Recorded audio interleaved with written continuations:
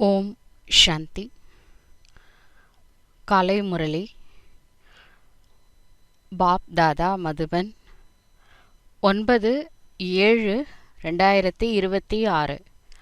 मीठे बच्चे, वृक्षपति बाप ने तुम बच्चों पर बृहस्पति की दशा बिठाई है। இனிமையான குழந்தைகளே, விருட்சபதியான சிவ தந்தை குழந்தைகளாகிய உங்களின் மீது பிரகஸ்பதி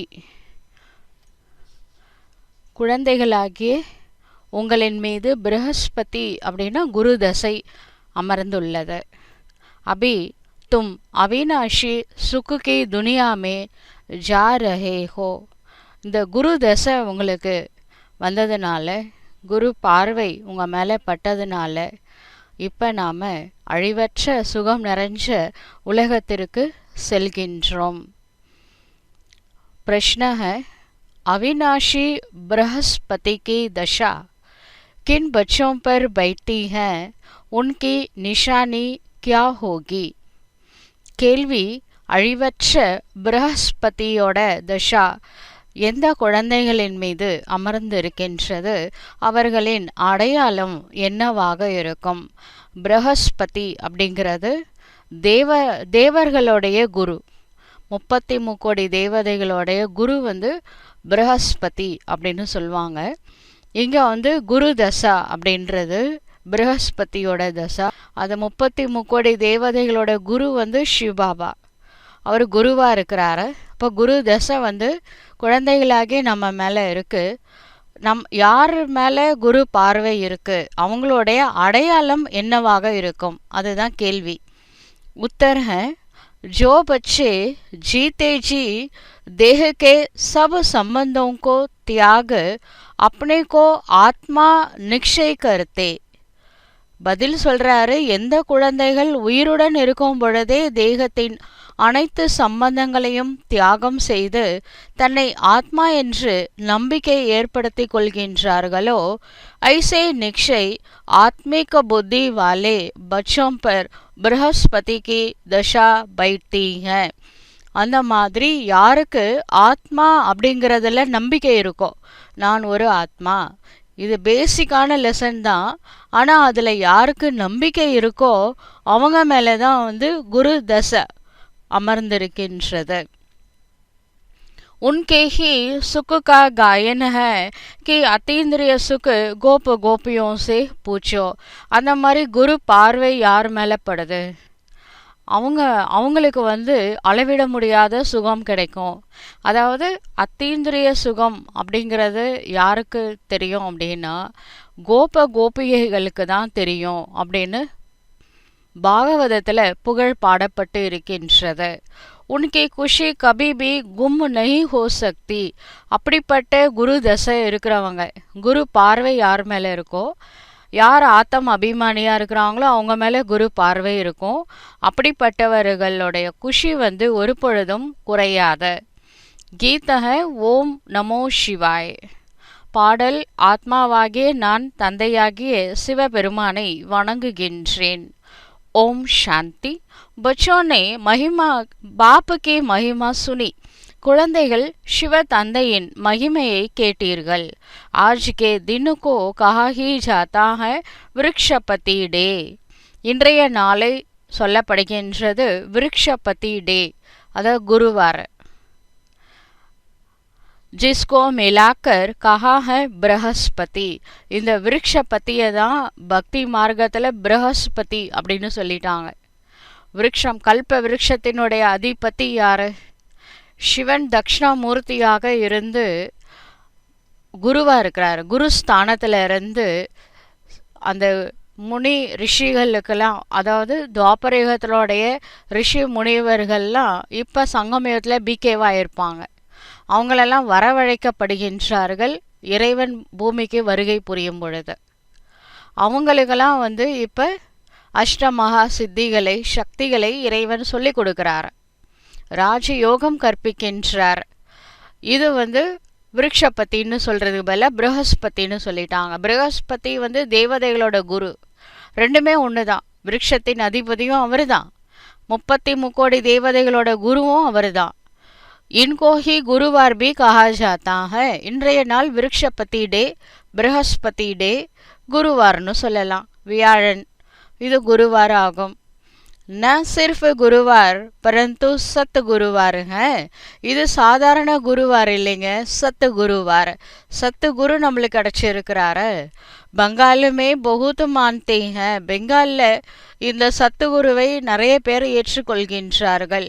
गाया जाता है मनुष्य सृष्टि का बीज रोप, इसलिए वृक्षपति कहते हैं.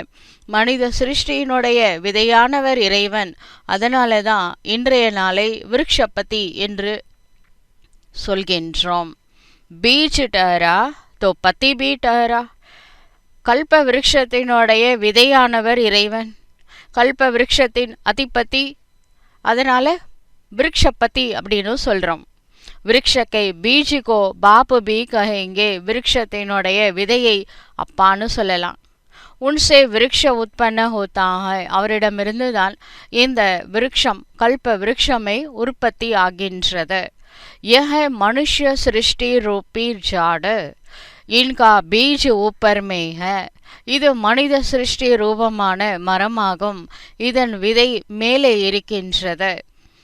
तुम जानते हो हम बच्चों पर अब अविनाशी बृहस्पति की दशा है. குழந்தைகளாகி நீங்கள் தெரிந்துள்ளீர்கள், குழந்தைகளாகி நம் மீது அழிவற்ற விருட்சபதி தசை அமர்ந்திருக்கின்றது. क्योंकि अविनाशी स्वराज्य मिल रहा है. ஏனெனில் அழிவற்ற சுயராஜ்யத்தை இறைவன் அளித்து கொண்டே இருக்கின்றார். सतयुग को कहा ही जाता है अविनाशी सुखधाम. சத்தியுகத்தை அழிவற்ற சுகதாமம் என்று சொல்கின்றோம். கலியுகோ கஹா ஜாத்தா ஹை வினாஷி துக்கதாம். கலியுகத்தை சொல்கின்றோம் அழியக்கூடிய துக்கதாமம் என்று. அபி துக்கதாம் கா வினாஷ ஹோனா ஹை. இந்த அழியக்கூடிய துக்கதாமம் கூடிய விரைவில் அழியதாம் போகின்றது. सुखदाम अविनाशी है, आधा कल्प चलता है जो अविनाशी वृक्षपति स्थापन कर रहे हैं. இந்த சுகதாம் அப்படின்னு சொல்லக்கூடிய வைகுண்டம் அரை கல்பமா இருக்க போகின்றது. அழிவற்ற விருட்சபதியே இந்த வைகுண்டத்தை ஸ்தாபனை செய்து கொண்டே இருக்கின்றார். बच्चों को सर्विस के लिए पॉइंट्स नोट करनी है. இப்போ பாபா சொல்கிற பாயிண்ட்ஸ்லாம் சேவைக்கு யூஸ் ஆகும், அதனால் இந்த பாயிண்ட்லாம் நோட் பண்ணி வச்சுக்கோங்க. மற்றவங்களுக்கு சொல்கிறதுக்கும் வேணும் அல்ல. சில பாயிண்ட்ஸ் நம்மளுக்காக, சில பாயிண்ட்ஸ் பப்ளிக்குக்காக, இது எல்லாத்துக்கும் தேவைப்படும். ஒரே வானிலை தான் பாபா ஞானம், யோகம், தாரணை, சேவைக்காக பாயிண்ட்ஸ் சொல்கிறாரு. அதனால் இந்த பாயிண்ட்ஸ்லாம் நோட் பண்ணி வச்சுக்கோங்க. प्रदर्शनी में ये பாயிண்ட்ஸ் முக்கிய समझाने की है. இப்போ இந்த விருட்சப்பத்தி இந்த பாயிண்ட்ஸ்லாம் வந்து கல்ப விருட்சத்தை பற்றி புரிய வைக்கும் பொழுது எக்ஸிபிஷனில் யூஸ் ஆகும் அப்படின்னு பாபா சொல்கிறாரு. क्योंकि मनुष्य तो कुछ भी जानते नहीं. ஏனெனில் மனிதர்களுக்கு ஒன்றுமே தெரியாது. பரோபர் यह ज्ञान. அதனால தான் இது இறைவனால் அளிக்கப்படக்கூடிய ஞானம் இதுவரைக்கும் பூமியில் இருக்கிற யாருக்குமே தெரியல. கடவுளே வந்து சொல்லக்கூடிய இந்த ஞானம் வந்து முற்றிலும் புதுமையானது. अब बाप ये ज्ञान देते ही हैं नई और पुरानी दुनिया के बीच में. இப்போ சிவபாபா வந்து ஞானத்தை கொடுக்கின்றார், புதிய மற்றும் பழைய உலகத்திற்கு நடுவில் வந்திருக்கிறாரு. फिर ये प्राय लोप हो जाता है. பிறகு இந்த ஞானம் மறைந்துவிடும். देवताओं को ये ज्ञान नहीं होता है. தேவதைகளுக்கு இந்த ஞானம் இருப்பது கிடையாது.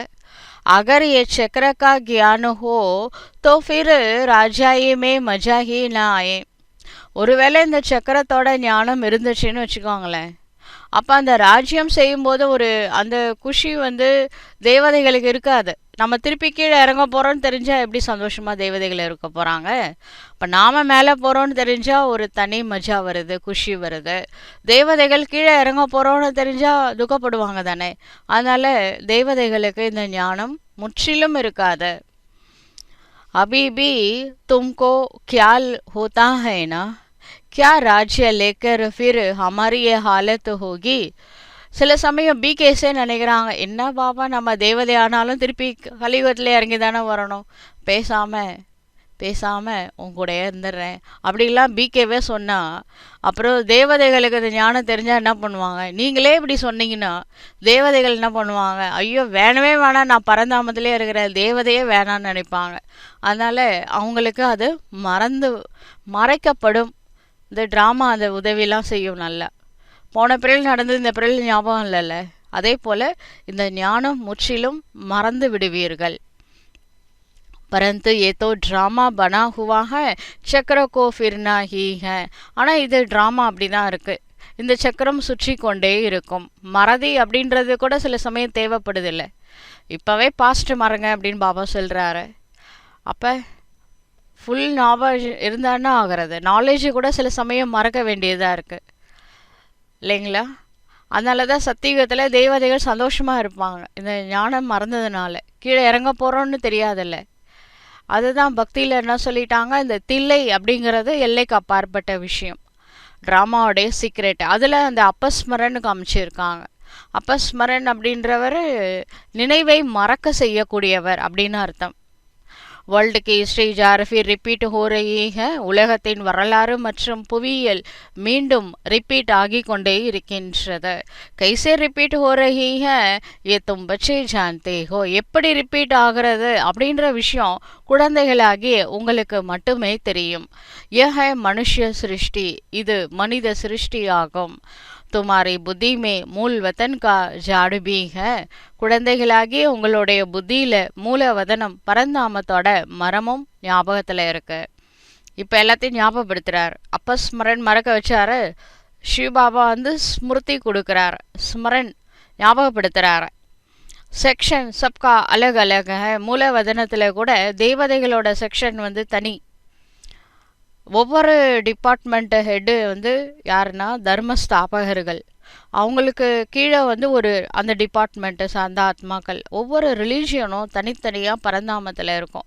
செக்ஷனாக இருக்கும். புரியுதுங்களா? யாரும் எங்கேயும் போய் மிக்ஸ்லாம் ஆக முடியாது. அவங்கவுங்க ரிலீஜியனில் அவங்கவுங்க போய் செட் ஆவாங்க பரந்தாமத்தில். கழுத்து பகுதியில் தான் அந்த தேவதைகள் இருப்பாங்க. அதுக்கப்புறம் எப்படி வந்து ஒரு குடுவை இருக்கோ அந்த மாதிரி அது மற்ற இடத்துலலாம் மற்ற ரிலீஜனோட ஹெட் இருப்பாங்க. அவங்களுக்கு கீழே அந்த செக்ஷன் சேர்ந்த ஆத்மாக்கள் இருப்பாங்க. அப்படி தான் பரந்தாமம் சிருஷ்டிக்கப்பட்டு இருக்கின்றது. அது அப்படியே தான் இருக்கும். இதெல்லாம் யாராலையும் மாற்றலாம் முடியாது. ஏ பாத்தையும் கோயிக்கு புத்தியுமே கபி நெய் ஹோகி. யாருக்குமே தெரியாது நாம் எல்லாரும் பரந்தாமத்தை சார்ந்தவங்க. எல்லா ரிலீஜனும் ஒரு காலத்தில் ஒரு வீட்டில் இருந்தவங்க தான். ஒரு தாய் மக்கள் நாம் என்போம்லாம் பாடுறாங்களே தவிர அதனுடைய சொந்த கருத்து வந்து இப்போ பாபா சொன்னதுக்கு அப்புறம் தான் நம்மளுக்கே புரியுது. எப்போ இந்த மூணாவது கண்ணு திறக்குதோ அப்போ தான் நம்மளால் மற்றவங்களெல்லாம் நம்மளுடைய சகோதர ஆத்மாக்கள்னு பார்க்கவே முடியும். கோயி சாஸ்திரமே தோ ஏ லிக்கி ஹுயி நெய் ஹை. எந்த சாஸ்திரத்திலுமே இந்த முக்கியமான விஷயம் எல்லாருக்கும் தந்தை இறைவன் ஒருவரே அப்படின்னு யார் சொல்லியிருக்காங்க? சொன்னாலும் நம்மளுக்கு எதாவது டச் ஆகுமா? திருமூலர் திருமந்திரத்தில் சொல்லியிருக்கிறாரு, ஒன்றே குலம் ஒருவனே தேவன். அது எந்த குலம்னு தான் யாருக்கும் தெரியல. நம்ம எல்லாரும் ஆத்மான்ற குலத்தை சார்ந்தவர்கள். அனைத்து ஆத்மாக்களின் தந்தை இறைவன் ஒருவரே. இது யாருக்கு தெரியும்? எடுத்து சொல்றது கூட இன்னைக்கு ஆள் இல்லை. சிவபாபா வந்திருக்கிறாரு, சொல்றாரு, சாஸ்திரத்தோட சாரத்தை புரிய வைக்கிறாரு. हम आत्मा असुल शांति धाम की रहवासी है, अविनाशी है. ஆத்மாவாகிய நாம் உண்மையிலே சாந்தி தாமத்தில் வசிக்கக்கூடியவர்கள், அழிவற்றவர்கள் ஆவோம். கப வினாஷ்கோ நெய் பார்த்தே. நாம் ஒரு பொழுதும் அழிய போவது கிடையாது. வ சம்ஜித்தே ஹை புது புதா பானி சே நிகல் ஃபிர் உஸ்மே மில் ஜாத்தா ஹை. இப்போ ஒரு நீர்க்குமிழி தாங்க வாழ்க்கை. தண்ணியிலேருந்து நீர்க்குமிழி வருதா, திரும்பவும் என்ன ஆகுது, அது மறைஞ்சி போயிடுது. அவ்வளோதான் லைஃபு அப்படின்னு நினைக்கிறாங்க. துமாரி புத்தியுமே சாரா ராஸ் ஹை. இப்போ உங்களுடைய புத்தியில் முழுமையான ரகசியம் அடங்கி இருக்கின்றது. ஆத்மா அவினாஷி ஹை जिसमें सारा पार्ट नूंदा हुआ है. ஆத்மா அழிவற்றது, அதில் முழு ரோலும் நிச்சயிக்கப்பட்டு உள்ளது. ये चक्र का नॉलेज कोई शास्त्रों में नहीं है. இந்த சக்கரத்தை பற்றிய ஞானம் எந்த சாஸ்திரத்திலும் கிடையாது. बल कहाँ कहाँ स्वस्तिका भी दिखाते हैं. चक्र की कोई ऐसे ऐसे लकीर लगा देते हैं जिससे सिद्ध होता है अनेक धर्म ते. இப்போ ஸ்வஸ்திகா வந்து காமிக்கிறாங்க இல்லையா, ஸ்வஸ்திக் அதில் 4 காமிச்சிருக்கிறாங்க. சக்கரத்தில் வந்து இந்த இந்த மாதிரிலாம் கோடு போட்டிருக்காங்க தானே. இதுலேருந்து என்ன புரியுது அப்படின்னா, कोई धर्म स्थापन होता नहीं न वहाँ कोई धर्मशास्त्र होता है. அது வந்து சத்தியுக திரேதாயுகத்தில் எந்த தர்மமும் ஸ்தாபனை ஆகலை, தர்மசாஸ்திரமும் அங்கே கிடையாது. बाप ने समझाया है मुख्य धर्म और शास्त्र है 4. सतयुग त्रेता में तो कोई धर्म स्थापन होता नहीं, ना वहाँ कोई धर्म शास्त्र होते हैं. அதனால சத்தியுகம் திரேதாயுகத்தில் ஒரே ஒரு தர்மம் தான் இருந்தது. அங்கே வேற எந்த ரிலீஜியனும் கிடையாது, மற்ற தர்மசாஸ்திரமும் அப்போ கிடையாது. சரிங்களா? ये सब द्वापर से शुरू होता है. மற்ற தர்மங்கள் எல்லாமே 4 முக்கியமான தர்மம்னு சொல்கிறாங்களே, அதில் முதல் தர்மம் சத்தியுகம் திரேதாயுகத்தில் இருந்தது. மற்ற 3 தர்மங்கள் துவாபரயுகத்தில் தான் ஆரம்பிக்கப்பட்டது. फिर देखो कितनी वृत्ति होता है. இப்போ கலியுகத்தில் பாருங்க, அந்த தர்மத்துக்கே சப் டிவிஷன் நிறைய விருத்தி ஆயிருக்கு. அச்சா கீதா கபு சுனாயி கை. சரி, இந்த கீதை எப்போ சொல்லப்பட்டது? பாப்பு कहते हैं मैं कल्प के संगम युगे ही आता हूँ. அதில் கீதையில் சொல்லப்பட்டிருக்கு எதா எதா ஹி தர்மசே கிளானி. அதில் கடைசியில் சொல்லப்பட்டிருக்கு परित्राणाय साधुना विनाशाय च दुष्कृताम धर्म ஸ்தாபனார்த்தாய சம்பவாமி யுகே யுகே அப்படின்னு சொல்லியிருக்காங்க. அதில் வந்து இந்த அதர்மத்தை அழித்து சத்து தர்மத்தை ஸ்தாபனை செய்வதற்காக நான் சங்கம யுகத்தில் வருகின்றேன். அது வந்து யுகே யுகேன்னு சொல்லிட்டாங்களே, அது கல்பத்தின் சங்கம் தான். ஒரு கல்பத்துக்கு கடவுள் வருவார். उन्होंने फिर कल्प अक्षर निकाल सिर्फ யுகே யுகே லிக் தியே ஹே. சம்பவாமி யுகே யுகேன்னு போட்டாங்க. ஆக்சுவலாக சம்பவாமி சங்கம் யுகே, கல்பத்தினுடைய சங்கம் யுகத்தில் தான் கடவுள் வராரு. वास्तव में संगम युगे और कोई धर्म स्थापन नहीं करते हैं. சங்கம் யுகத்தில் வந்து எந்த மற்ற ரிலீஜியன் எதுவுமே ஸ்தாபனை ஆகிறது கிடையாது. இந்த ஒரே ஒரு தேவி தேவதா தர்மம் தான் சங்கம் யுகத்தில் வந்து ஸ்தாபனை ஆகின்றது. ऐसा नहीं कि त्रेता के अंत द्वापर के आदि के संगम पर इस्लामी धर्म स्थापन हुआ नहीं कहेंगे. त्रेता எண்டு துவாபரயுகம் ஆரம்பத்தில் இஸ்லாம் தர்மம் ஸ்தாபனை ஆச்சு அப்படின்னு சொல்ல முடியாது. அது இஸ்லாம் தர்மம் எப்போ வந்ததுன்னா துவாபரயுகம் வந்ததுக்கு அப்புறம் தான் வந்தது, அது சங்கம் யுகத்துலலாம் வரல. கஹெங்கே துவாபர் மே ஸ்தாபன் ஹுவா இஸ்லாம், பௌத்திசம், புத்த மதம், அதுக்கப்புறம் கிறிஸ்டியன் தர்மம், இது எல்லாமே துவாபரயுகத்தில் ஸ்தாபனை செய்யப்பட்டது. यह संगम का மகா சுஹாவனா समय है जिसको कुंभ कहते हैं. இதுதான் சங்கம் யுகத்தினுடைய விலை மதிக்க முடியாத ஒரு சமயமாகும். இதுதான் கும்ப மேளான்னு சொல்கிறாங்களே, கும்பமாக காமிச்சிருக்காங்க. கும்ப சங்கம் யுகோ கஹா ஜாத்தா ஹை. இந்த கும்பம் என்பது சங்கம யுகத்தை குறிக்கின்றது. யஹ ஆத்மாயே ஒரு பரமாத்மா கே மிலனுகா சங்கம். இப்போ எந்த ஒரு இந்த ருத்ர வேள்வியெல்லாம் பண்ணுறாங்கன்னு வச்சுக்கோங்களேன், அதில் வந்து ஒரு கும்பத்துக்கு வந்து என்ன பண்ணுவாங்கன்னா, அதில் தண்ணிலாம் வச்சு அரிசி, அதுக்கப்புறம் அந்த மஞ்சள் தூள்லாம் போட்டு தேங்காய் வச்சு சுற்றி மாவிலைகள் வச்சு பூலாம் போட்டு அதுக்கு ஒரு வேஷ்டி இல்லைன்னா ஒரு அதில் ஒன்று இது கட்டுறாங்க பூலாம் வச்சு. அதுக்கப்புறம் அந்த கும்பம் வச்சு தான் வந்து அந்த ருத்ர வேள்வி பண்ணுறாங்க. அது ரொம்ப முக்கியமானது. அந்த கும்பம் லிங்கமே வச்சாலும் கும்பம் கண்டிப்பாக வைப்பாங்க. அதை வச்சுட்டு தான் வேள்விலாம் பண்ணுறாங்க. ஆனால் இந்த கும்பத்தோட அர்த்தமே யாருக்குமே தெரியல. பார்த்தீங்களா, இந்த கும்பம் வந்து எதை குறிக்குது அப்படின்றது யாருக்குமே தெரியல. பரந்தாமத்தில் ஆத்மாக்கள் உட்கார்ந்த இடம் வந்து பார்க்கறதுக்கு கும்பம் போல இருக்கும். அந்த ஷேப் தலைக்கீழான கல்ப விருட்ச மரம், ஆனால் பார்க்கறதுக்கு கும்பம் மாதிரி இருக்கும். அதனால தான் இந்த கும்பம் செய்கிறது. இது வந்து சங்கம யுகத்தை குறிக்கின்றது. ஏன்னா கும்ப மேளான்றது என்னது, ஆத்மாவும் பரமாத்மாவும் சந்திக்கக்கூடிய மேளா. இது மகா மகம் அப்படின்னு கூட சொல்லலாம். यह है आत्माएं और परमात्मा के मिलन का संगम. ये रूहानी मेला संगम पर ही होता है. இது ஆத்மாக்கள் மற்றும் பரமாத்மா சந்திக்கக்கூடிய சங்கமமாகும். இது ஆன்மீக மேலா சங்கம யுகம் என்றும் சொல்லப்படுகின்றது. उन्होंने पानी की गंगा का नाम பாலா कर दिया है. அவங்க என்ன பண்ணிட்டாங்க, கும்ப மேளான்னு சொல்லிட்டு தண்ணியில் போய் குளிக்கிறாங்க, கங்கையில் போய் குளிக்கிறாங்க. அதுக்கப்புறம் இந்த இப்போ அந்த அலகாபாத் இருக்கு இல்லையா, அங்கே திரிவேணி சங்கமம், அங்கே போய் குளிக்கிறாங்க. கும்பமேளா திரிவேணி சங்கமத்தில் சில சமயம் பண்ணுறாங்க. அங்கங்கே கும்பமேளா நடத்துகிறாங்க. அதுக்கு இந்த பக்த ஜனங்கள்லாம் போய் அந்த தண்ணியில் குளித்தா அப்போ அவங்களோட பாவெல்லாம் போயிடும் அப்படின்னு நினச்சிட்டு போகிறாங்க. ஆனால் உண்மையிலே எந்த தண்ணியில் குளிக்கணும்? ज्ञान सागर पतिता पावन को जानते ही नहीं. ஞான கடலே இறங்குறாரு பூலோகத்துக்கு. இந்த ஞானத்தில் நம்ம ஸ்நானம் பண்ணோம் அப்படின்னா ஆத்மாவில் இருக்கிற பாவம்லாம் போகும். இது தெரியாமல் அவங்க ஸ்தூல தண்ணியில் போய் குளிக்கிறாங்க. पतिता पावन யாருன்னே தெரியல. जिसने कैसे पावन दुनिया को पतित दुनिया को पावन बनाया कोई शास्त्र में है ही नहीं. இந்த இறைவன் பூலோகத்தில் அவதாரம் செய்து பதீதமான உலகத்தை தூய்மையான உலகமாக எப்படி மாற்றினார் என்பது எந்த சாஸ்திரத்திலுமே கிடையாது. अब तुम बच्चों को बाप कहते हैं மாமேகம் याद करो. தற்சமயம் குழந்தைகளாகிய உங்களுக்கு சிவ தந்தை சொல்கின்றார், என் ஒருவனை மட்டும் நினைவு செய்யுங்கள். தேகே சப் தரம் தியாகோ, தேகத்தின் அனைத்து தர்மங்களையும் தியாகம் செய்து விடுங்கள். கிஸ்கோ கஹத்தே ஹை, இதை யாருக்கு பாபா சொல்றாரு? ஆத்மாவுக்கோ, ஆத்மாவுக்கு தான் சொல்றாரு. இதுவும் கீதையில் இருக்கு, சரிங்களா? சர்வ தர்மானி பரித்தியஜ மாமேகம் சரணம் விருஜ.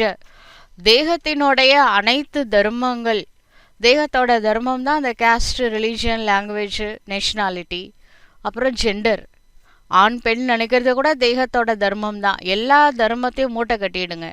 இப்போ தேகமே இல்லைன்னா அந்த புள்ளி மட்டும் நிற்கும், நான் ஒரு ஆத்மா. அதை புரிஞ்சுக்கிட்டு யார் ஒருவன் என்னிடம் சரணாகதி அடைகின்றானோ அவனுடைய அனைத்து பாவ தலைகளிலிருந்து அவனை நான் விடுவிக்கின்றேன். ஆனால் இந்த வார்த்தை கீதையில் இருக்கு. இது யார் சொல்கிறாங்க? சிவபாபா சொல்கிறாரு. இஸ்கோ கஹா ஜாத்தா ஹை ஜீதே ஜீ மரணா. அந்த தேகத்தோட தர்மத்தை விட்டுறது தான் உயிரோட இறப்பது. இதெல்லாம் லேபிள் ஒட்டி வச்சுருக்காங்க, தேகத்தோட தர்மம். இதுலேருந்து வெளியில் வர சொல்கிறாரு. மனுஷர் ஷரீர் छोड़ते हैं तो देह के सब संबंध छूट जाते हैं. மனிதர்கள் சரீரத்தை விட்டுட்டாங்கன்னு வச்சுக்கோங்களேன், திரும்பி அவங்க ஆணா பிறப்பாங்களா பெண்ணா பிறப்பாங்களா, எந்த கேஸ்டில் பிறப்பாங்க, எந்த ரிலீஜனில் பிறப்பாங்க, எந்த லாங்குவேஜ் பேச போகிறாங்க, எந்த நேஷனில் பிறக்க போகிறாங்க, இது எல்லாமே அவங்க கர்மானுசாரம் டெசிஷன் எடுக்கப்படும். அதனால் இந்த தேகத்தை விட்டுட்டா எதுவுமே சொந்தம் கிடையாது. அடுத்து புது பிறவி, அது கர்ம அனுசாரம் தான் கிடைக்க போகுது. எங்கே நம்மளுடைய கர்மத்தின் விளைவு அனுபவிக்கணும்னு விதி இருக்கும், அங்கே போய் பிறக்க போகிறோம். அப்போ செத்துட்டா ஒன்றும் இல்லை, தேகத்தோட தர்மம் எதுவுமே நம்ம கூட வராது. அதனால அதை புத்தியின் மூலமாக உயிரோடு இருக்கமே மறந்துடுங்க அப்படின்னு சொல்கிறாரு. ஆத்மானு புரிஞ்சு என்ன நினைங்கன்றாரு. இதில் என்ன கஷ்டம் இருக்குது? பாப் कहते हैं जो भी देह के संबंध है वह सब छोड़ अपने को ஆத்மா நிச்சய கரோ. அதனால் இந்த தேகத்தோட சம்பந்தம் இருக்குல்ல, அது எல்லாத்தையும் விட்டுருங்க, தன்னை ஆத்மா என்று நம்பிக்கை கொண்டுட்டு வாருங்கள். நிச்சய ஆத்மீக புத்தி பனோ, நம்பிக்கை நிறைஞ்ச ஆத்மீக புத்தி உடையவர்கள் ஆகுங்கள். ஜித்னா ஜாஸ்தி யாது கரேங்கே தோ பிரகஸ்பதிக்கு தசா ஹோகி. நீங்கள் எவ்வளோ என்ன நினைக்கிறீங்களோ அவ்வளோ உங்கள் மேலே குரு தசை கிடைக்கும்.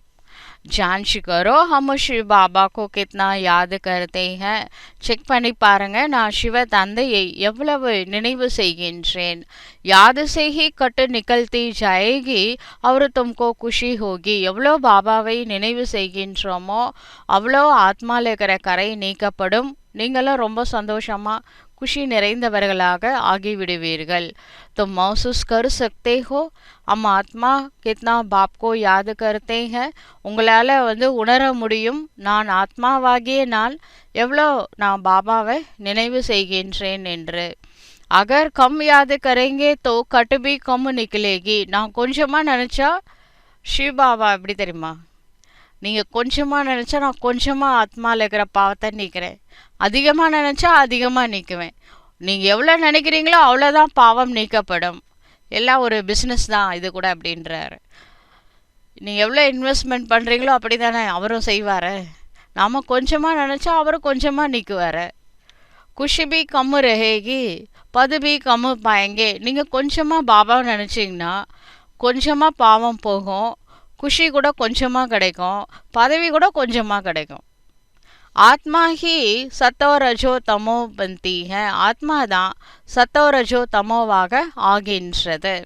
इस समय का ही गायन है गोप गोपियों के अतीन्द्रिय सुख का. இந்த சமயத்தினுடைய புகழ் தான் இந்த கோப கோபிகைகள் சொன்ன அத்தீந்திரிய சுகம் என்பது. और कुछ भी याद नहीं पड़ता है सिवाय बाप के तब ही खुशी का पारा चढ़ेगा. பாபாவை தவிர வேற எந்த நினைவும் இல்லாத பொழுதுதான் குஷியினுடைய அந்த குஷியினுடைய அளவு அதிகரிக்கும். हमारे ऊपर बृहस्पति की दशा अथवा सतगुरु की दशा है. நம்ம மேலே बृहस्पतिயோட தசா இருக்கு அப்படின்னா குரு தசா இருக்கு. எந்த குரு தசா? சத்துகுருவோட தசா இருக்கு. फिर कभी खुशी गुम हो जाती है तो कहते हैं बृहस्पति की दशा बदल राहु की दशा बैठी है. அப்புறம் சில நேரங்களில் குஷி குறைஞ்சிடுது அப்படின்னா அப்போ பாபா சொல்லுவாராம், என்னன்னா இந்த ஆத்மாவுக்கு இப்போ குரு பார்வை போய் ராகுவோட பார்வை படிஞ்சிருக்கு. அதை குரு பார்வை இருக்கிற வரைக்கும் குரு பார்வை எப்போ கிடைக்கும்? நீங்கள் ஆத்மானு புரிஞ்சு பாபா நினச்சா குரு மேலே பரந்தாமத்துலேருந்து உங்களை பார்ப்பார். குரு எங்கே இருக்கிறாருன்றது முக்கியம் இல்லை, எந்த வீட்டில் இருந்து குரு பார்க்குறாரு, எந்த வீட்டில் இருக்கிறாரு? பரந்தாமம். அந்த வீட்டிலேருந்து குரு எங்கே பார்க்குறாரு? என்னை பார்க்குறாரு. எப்போ பார்ப்பாரு? ஆத்மானு புரிஞ்சு பாபா நினைக்கும் பொழுது. நான் நினைக்கலன்னா என்ன ராகு பார்ப்பார்.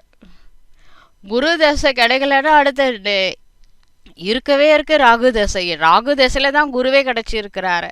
இப்போ நம்ம மிஸ் பண்ணோம்னா ராகு நம்மளை பார்ப்பார். அப்போ என்ன நடக்கும்? அப்போ குஷி குறையும். ராகுவோட பார்வைப்பட்டா துக்கம் கிடைக்கும், குரு பார்வைப்பட்டா குஷி கிடைக்கும். குரு பார்வை எப்போ படும்? ஆத்மானு புரிஞ்சு பாபாவை நினச்சா குரு பார்ப்பாரு, இல்லைன்னா ராகு பார்த்துருவாரு. कोई बहुत साहूकार होते हैं, कोई सट्टा लगाया ये தேவாலா நிக்காலா. சில பேர் பார்த்தீங்கன்னா ரொம்ப பெரிய செல்வந்தர்களாக இருப்பாங்க, சிலர் திவால் கடையே லாஸ்டில் போகும், அப்படிலாம் சில பேர் இருக்காங்கல்ல. அப்போ சொல்கிறாங்க உங்களுக்கு ராகு தசை நடக்குது, அதனால தான் இவ்வளோ லாஸ்லாம் நடக்குது, நஷ்டம் நடக்குது பிஸ்னஸில் அப்படின்னா ராகு தசை நடக்குது அப்படின்னு சொல்கிறாங்க. குரு பார்வைனா ஓஹோன்னு இருக்கும் பிஸ்னஸ் அப்படின்றாங்க. அது பிஸ்னஸ்காரங்க சொல்கிறாங்க. இது எல்லைக்கு அப்பாற்பட்ட ராகு தசையும் குரு தசையும் நடக்குது. भारत में ही जब ग्रहण लगता है तो कहते हैं दे दान तो छूटे ग्रहण. பாரத நாட்டில் தான் இந்த சூரிய கிரகணம் சந்திர கிரகணம் பிடிக்குதுன்னு வச்சுக்கோங்களேன். அப்போ இந்த சொல்லுவாங்க தானம் கொடுத்தா இந்த கிரகணம் போயிடும். அதே மாதிரி தான் இந்த ராகு தசை படுதில்ல. அப்போ சொல்கிறாங்க இந்த காலஸ்திரீ அந்த மாதிரி கோவிலெல்லாம் போயிட்டு ராகுவுக்கு பூஜா பண்ணுவாங்க. பண்ணிட்டு ஏழைங்களுக்கு அன்னதானம், வஸ்திரதானம், கோதானம், உங்களால் என்ன பண்ண முடியுமோ அந்த தானம் கொடுத்துருங்க, உங்களை பிடிச்ச கிரகணம் உங்களை விட்டு போயிடும் அப்படின்னு சொல்லுவாங்க. அது பாரத நாட்டில் தான் அது இருக்குது. அது மாதிரி நம்ம சிவனையும் வழிபாடு பண்ணணும். அப்புறம் அந்த ராகுனால தான் நம்மளுக்கு தோஷம் இருக்குது, அப்போ அந்த ராகுவையும் வணங்குறாங்க, அதுக்கப்புறம் தானமும் கொடுக்குறாங்க. இந்த 3 ஸ்டெப்பு இருக்குது. இந்த 3ம் பண்ணதுக்கப்புறம் தான் அந்த சாப விமோச்சனம், ராகு தசையிலேருந்து அவங்க வெளியில் வருவாங்க. தோஷ நிவர்த்தி அப்படின்னு பக்தி மார்க்கத்தில் இப்படி சொல்லப்படுது.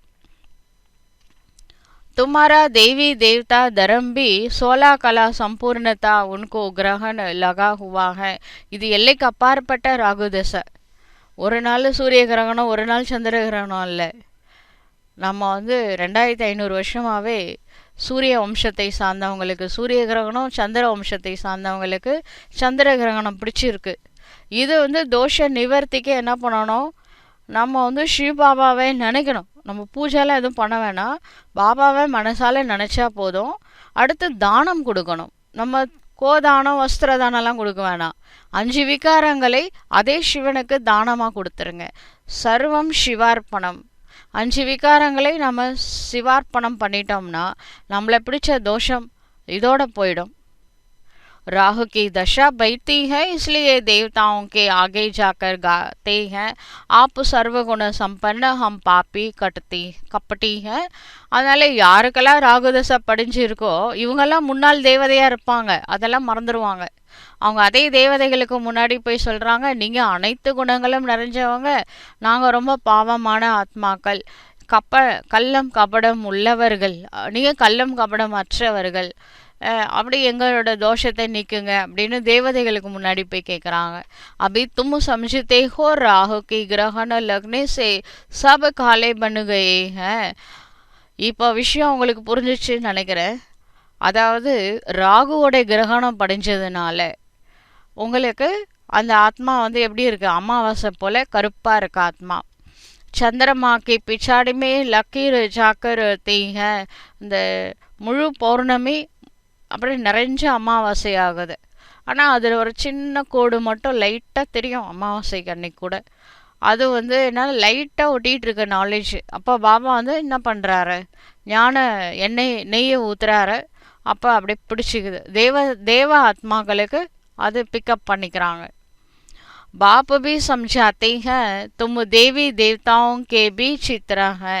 தேவி தேவதைகள் இந்த பூமியில் வாழ்ந்தாங்க, இந்த பூமியில் அப்படின்னு எப்படி நம்புறதுன்னு கேட்குறாங்க. பார்த்தீங்களா, சிலை எதுக்கு இருக்குது? லக்ஷ்மி நாராயணுடைய சிலைலாம் இந்த தேவதைகள் ஒரு காலத்தில் இந்த பூலோகத்தில் வசித்தவர்கள் அப்படின்றதை உணர்த்துவதற்காக தான் இருக்குது.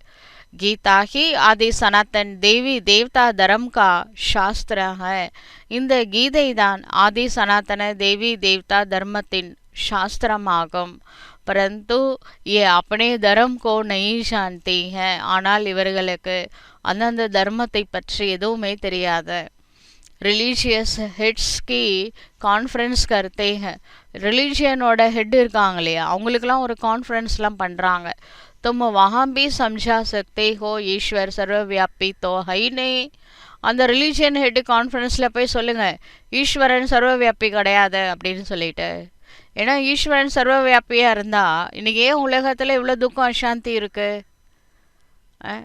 சிலர் அமைதியாக இருந்தால் சொல்லுவாங்க, நான் சிவனேன்னு இருந்தேன் அப்படின்னு சொல்லுவாங்க.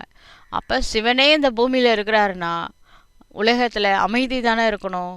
ஏன் அமைதி எல்லாரும் தேடுறாங்க? வத்தோ பேகதுக்கா பாப்ப. அவர்கள் ஆக்சுவலாக அவங்களுக்கு புரியல, இறைவன் வந்து இந்த பூமியில் இல்லை, அவர் எங்கே இருக்கிறாரு? மேலே இருக்காரு. அனைத்து ஆத்மாக்களின் தந்தை இறைவன் ஒருவரே. அவர் பரந்தாமத்திலிருந்து இப்போ தான் பூலோகத்துக்கு வந்து நாலேஜ் சொல்லிட்டு இருக்கிறாரு. பச்சோங்க ஆக்கர் வருஷா தேத்தே हैं, குழந்தைகளுக்கு ஆஸ்தி கொடுக்குறாரு. साधु संत आदि को तो वर्षा मिलता नहीं तो मानेंगे कैसे. சாமியாரங்களுக்கெல்லாம் சொர்க்கத்தோட ஆஸ்தி கிடையாது, அதனால அவங்களுக்கு இந்த நாலேஜ் உள்ளே இறங்காது.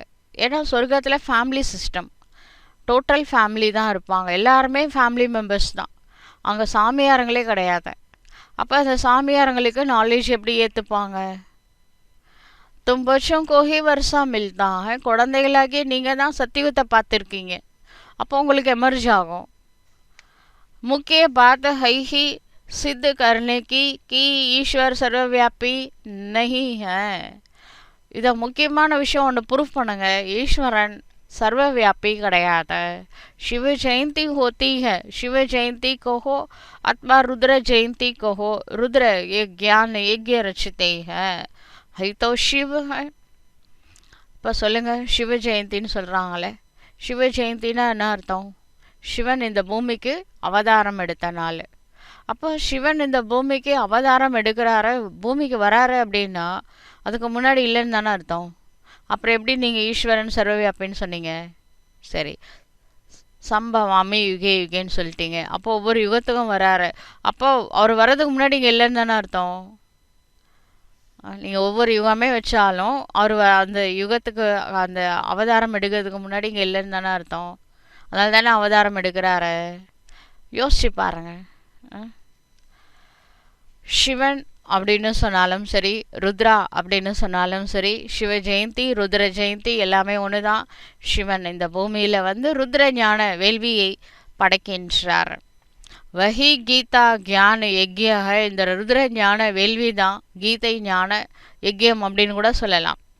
ஜிசஸே வினாஷி ஜுவாலா பிரஜ்வலித்து ஹுயி ஹை, இந்த கீதா ஞான வேள்வி படைக்கப்பட்டதுக்கு அப்புறம் தான் வினாஷி ஜுவாலா பிரஜ்வலித்தாக போகுது. प्रैक्टिकल में तुम देखते हो कैसे निराकार बाबा ने रुद्र ज्ञान यज्ञ रचा है. ப்ராக்டிக்கலாக நீங்கள் வந்து பார்க்க போகிறீங்க எப்படி நிராகாரமான சிவ தந்தை ருத்ர ஞான வேள்வியை படைத்தார் என்று. சாக்காரத்தோ குச் கருணா சக்கை, சாக்கார பாபாவால் ஒன்றும் பண்ண முடியாது. ஏ பேஹதுக்கா யக்ய ஹை, இன்மை சாரி புராணி துனியா ஸ்வாகா ஹோனி ஹை, இது எல்லைக்கு அப்பாற்பட்ட யக்யமாகும். இதில் முழு அனைத்து உலகமும் ஸ்வாகா ஆகப் போகின்றது. பாக்கி தோ வ சப் ஹை ஜிஸ்மானி யக்ய, மற்றபடி இதெல்லாம் எல்லைக்குட்பட்ட யக்யம் படைக்கிறாங்க. கித்னா ராத் தின்கா ஃபரக் ஹை, எவ்வளோ இரவுக்கும் பகலுக்கும் வித்தியாசம் இருக்கின்றது. பாப் கஹ்தே ஹை யே ருத்ர கியான் யக்ய ஹை, வினாஷ் பி ஹோனா ஹை. சிவ தந்தை சொல்கின்றார், இது ருத்ரனுடைய ஞான வேள்வியாகும், வினாசமும் ஆக போகின்றது. तुम जब पास हो जाएंगे, पूरा योगी और ज्ञानी बन जाएंगे, तो फिर तुम्हारे लिए नई दुनिया स्वर्ग चाहिए. எப்போ நீங்கள் ஃபுல் பாஸ் ஆகுறீங்களோ, அதாவது முழுமையான யோகியாகவும் ஞானியாகவும் ஆகின்றீர்களோ, பிறகு உங்களுக்காக புதிய உலகம், அதாவது ஸ்வர்க்கம் தேவைப்படுகின்றது. நரகா ஜரூர் வினாஷ் சாஹியே, இந்த நரகம் அழிந்தே தீரும் அவசியம். ராஜஸ்வ அஸ்வமேத அக்ஷர் பி டீக் ஹை, இது வெறும் ருத்ர வேள்வின்னு சொல்கிறதுக்கு பதிலாக ராஜஸ்வ அஸ்வமேத அவினாஷி ருத்ர கியான வேள்வி அப்படின்னு சொல்கிறது கரெக்ட், சரியான வார்த்தையாகும். घोड़े को स्वाहा करते हैं, वास्तव में तुम्हारा ये रथ है. இந்த அஸ்வமேத யாகம் வளர்க்குறாங்க இல்லையா, பக்தி மார்க்கத்தில் வளர்ப்பாங்க. அதில் என்ன செய்கிறாங்கன்னா, துவாபர யுகத்தில் இது ராமர் கூட இந்த அஸ்வமேத யாகம் வளர்த்தாரு அப்படின்னு சொல்லுவாங்க பக்தியில். அதாவது ஒரு கருப்பு குதிரை இருக்கு இல்லையா, அதை வந்து இந்த யக்ய குண்டத்தில் என்ன பண்ணுவாங்கன்னா, ஸ்டார்டிங்லே இந்த யாகம் ஆரம்பிக்கும் போதே என்ன பண்ணுவாங்க, அந்த கருப்பு குதிரையை பலி கொடுப்பாங்க. அங்கு அந்த யக்ய குண்டத்தில் போடுவாங்க. அந்த நெருப்பில் அது எரியும். அது ஃபுல்லாக அந்த அங்கத்தை வெட்டி போட்டு அப்புறமா தான் இந்த 48 நாள் ஒரு மண்டலம் அந்த யாகம் வளர்ப்பாங்க.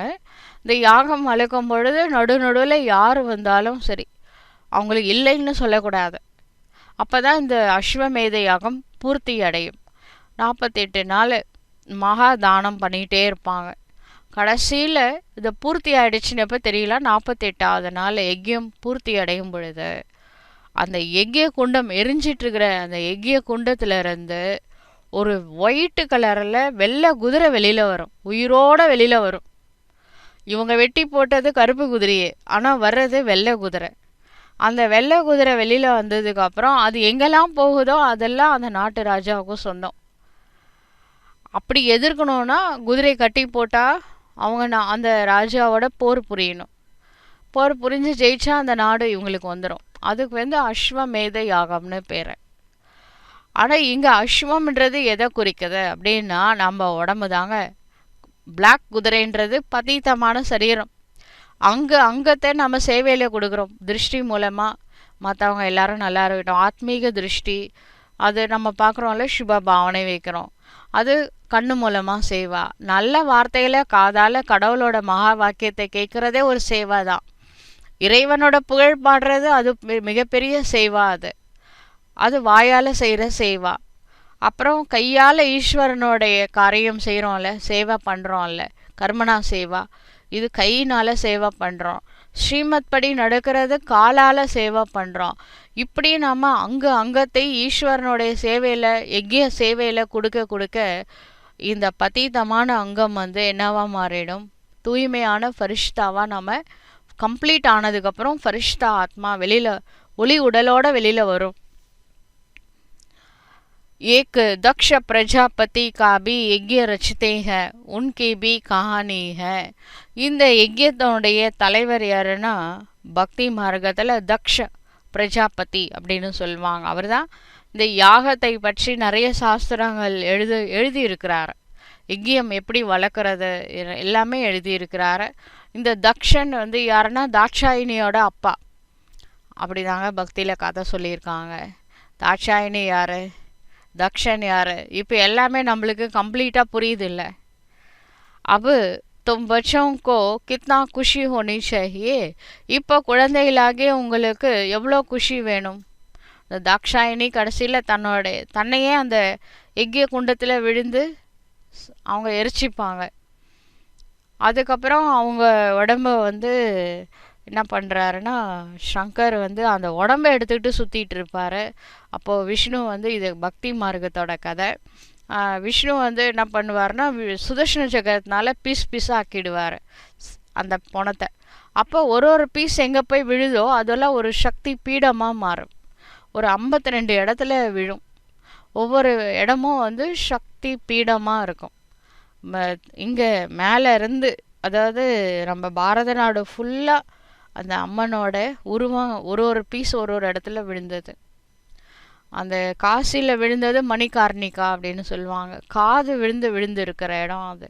அப்படி ஒன்று கை ஒரு இடத்துல, காது ஒரு இடத்துல, ஒன்று ஒரு பீஸ் ஒரு இடத்துல விழுந்துருக்கும். 52 பீஸ். அந்த 52 சக்தி ஸ்தலங்கள், சக்தி பீடங்களாக வழிபாடு வந்து இன்றைக்கி நடக்குது. ஆனால் இது எல்லாத்துக்கும் பேக்ரவுண்டு வேறு இல்லையா. ஒவ்வொரு பிகேவும் அவங்கவுங்களோட ஸ்பெஷாலிட்டிஸ் பாபாவோட சேவையில் ஈடுபடுத்தினதை அவங்க அந்த மாதிரி காமிச்சிருக்காங்க. சக்தி பீடங்களாக வழிபாடு பண்ணுறாங்க. अब तुम बच्चों को कितनी खुशी होनी चाहिए, हमको விருக்ஷபதி பாப் படா ரஹே ஹேன். இப்போ நம்மளுக்கு எவ்வளோ குஷி இருக்கணும். நம்மளுக்கு விருக்ஷபதி காட் சிவா நேரடியாக வந்து இந்த பாடத்தை எடுத்து கொண்டு இருக்கின்றார். அமரே உப்பர் அப் பிரகஸ்பதிக்கு தசா ஹே. இப்போ நம்ம மேலே குரு பார்வை பட்டுடுச்சு, குரு தசை நடந்துட்டுருக்கு. हमारी अवस्था बहुत अच्छी है. குரு தசை நடந்தால் அவஸ்தா ஃபஸ்ட் கிளாஸாக இருக்கும். फिर चलते चलते लिखते हैं बाबा हम तो मूंझ गए हैं. நல்லா தாங்க இருந்தாங்க, அப்புறம் பார்த்தா பாபாவுக்கு லெட்டர் எழுதுறாங்க, பாபா ஒரே குழப்பமாக இருக்குது. அப்போனாலே பாபா புரிஞ்சுப்பார், இப்போ குரு பார்வை மாறிடுச்சோ, ராகு தசை நடக்குதோ அப்படின்னு. पहले हम बहुत खुशी में थे, अब पता नहीं क्या हुआ है. ராகு தசையோட அடையாளம் என்ன தெரியுமா? துக்கப்படுறது. பாபா நான் உங்ககிட்ட வந்ததுக்கப்புறம் அவ்வளோ குஷி கிடைச்சிது. நான் வந்து அத்தீந்திரிய சுகத்தில் பறந்துக்கிட்டே இருந்தேன், குரு தசை நடந்துகிட்டே இருந்தது. திடீர்னு என்னாச்சுன்னு தெரியல, நான் ஒரே துக்கமாக இருக்குது. ரொம்ப எது நடந்தாலும் அது எனக்கு வந்து ஃபீலிங்ஸில் வந்துடுறேன். அப்போ பாபா சொல்கிறாரு ராகு தசை படையுது. ராகு தசையில் தான் குரு செலக்ட் பண்ணார். திரும்பவும் அந்த ஆத்மானை புரிஞ்சு பாபாவை நினைக்காத காரணத்தினால ராகு தசை படைஞ்சிருக்கு. அதனால அந்த குழந்தை துக்கப்படுது. यहाँ आकर बाप का बनना बड़ी यात्रा है. இங்கே பாபா குழந்தை ஆகிறது பெரிய விஷயம் இல்லை, மெயின்டெனன்ஸ் பண்ணணும். கடைசி வரைக்கும் பாபா குழந்தையா இருக்கணும்னா இந்த ஆத்மானை புரிஞ்சு பாபாவை நினைக்கிறத விடக்கூடாது. நான் தான் பாபா குழந்தையாயிட்டேனே, நாம் எதுக்கு பாபாவை நினைக்கணும் அப்படின்னு நினச்சாதான் அந்த ராகுவோட பார்வை திரும்பவும் வரும். அதனால கேர்ஃபுல்லாக இருங்க. ராகு எங்கேயும் போகல, உங்கள் கூடவே தான் சுற்றிட்டு இருக்கு. அதனால நீங்கள் பாபாவை நினைக்கிற வரைக்கும் உங்களுக்கு பாதுகாப்பு கடவுள் தருவார். மறந்தீங்க, ராகு பார்த்துக்கிட்டே இருக்கு. वहाँ तीर्थ यात्राओं पर जाते हैं तो कितना पैसा खर्चे करते हैं. அங்கே தீர்த்த யாத்திரையெல்லாம் போகிறாங்களே, எவ்வளோ பைசா செலவு பண்ணுறாங்க. अब यहाँ तो दान करने की बात नहीं. இங்கே நாம் யாருக்கும் எதையும் தானம் செய்யணும்னு அவசியமே கிடையாது.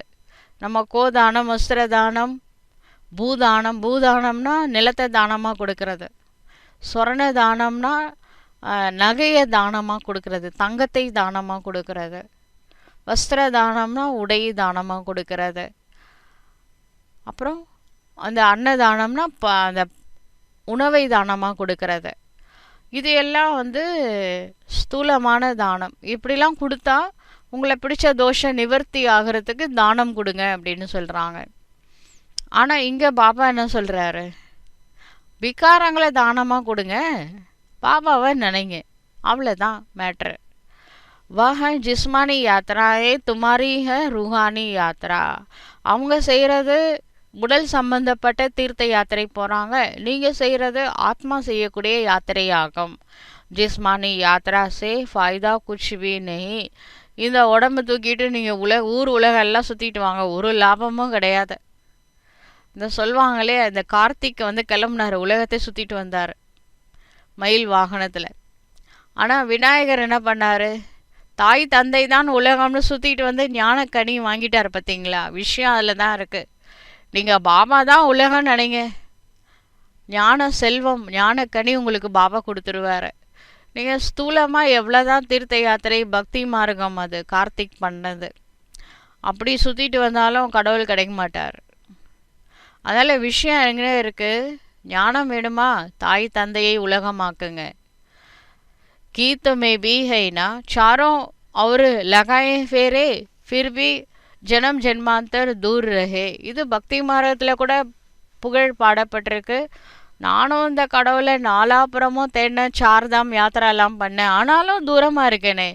அப்போ நம்ம செஞ்சது அந்த கார்த்திக்கோட வேலை பண்ணியிருக்கோம், அதனால தான் தூரமாக இருக்கிறோம்.